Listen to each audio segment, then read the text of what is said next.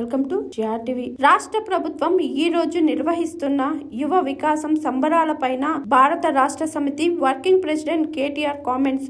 ఏడాది కాలంలో రాష్ట్రంలో జరిగింది యువ వికాసం కాదు, యువ విలాపమే. ఎన్నికల ముందు మాయమాటలు చెప్పి యువతను నిలువున మోసం చేసిన కాంగ్రెస్ బోగస్ హామీలు, అబద్ధాలకు కేర్ ఆఫ్ అడ్రస్ గా ఏడాది కాంగ్రెస్ పాలన నిలిచింది.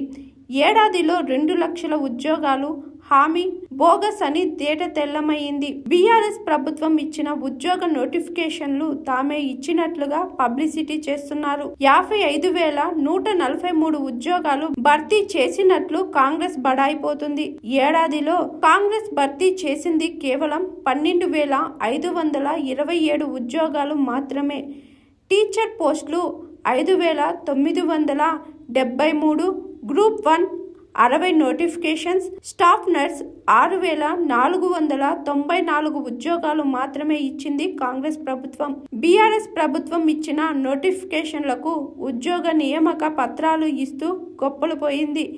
ఇచ్చిన హామీలు మరిచి నిరుద్యోగ యువతను మోసం చేయాలని చూస్తే కాంగ్రెస్కు అధోగతే.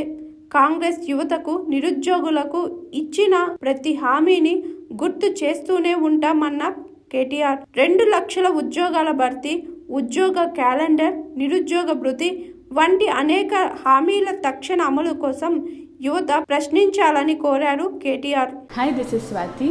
లైక్ చేయండి, షేర్ చేయండి, కమెంట్ చేయండి అండ్ సబ్స్క్రైబ్ చేయండి GRTV. Hi, this is Monica. Please like, share and subscribe GRTV.